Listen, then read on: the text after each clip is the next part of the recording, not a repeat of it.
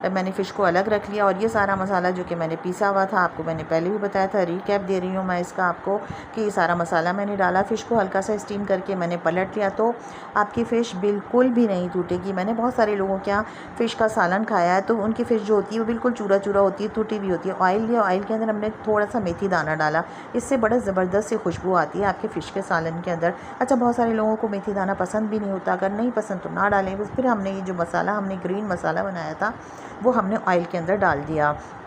यकीन जानिए बहुत ज़्यादा बेनिफिट हैं। आपको फ़िश के बेनिफिट्स तो पता होंगे, वो मुझे बताने की ज़रूरत नहीं है कि कितनी फ़ायदेमंद है। महीने में, हफ़्ते में 1-2 बार तो आपको लाज़मी खानी चाहिए। जनाब, ये मसाला भुन रहा है बहुत अच्छे तरीके से।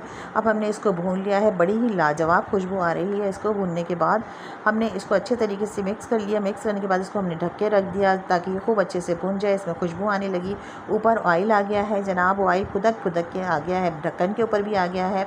तो आपको अंदाज़ा हो रहा होगा ढक्कन भी थोड़ा सा गंदा हो गया है जनाब, बबल्स आ गए हैं।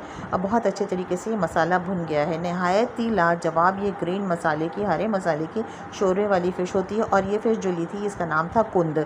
मैंने आपको बताया था कि ताज़ा फ़िश किस तरीके से परचेज़ करते हैं, आप मेरी पिछली वीडियोज़ में जाके देख लीजिएगा। इसके अंदर मैंने जब ये मसाला भुन गया तो इसमें मैंने पानी डाल दिया।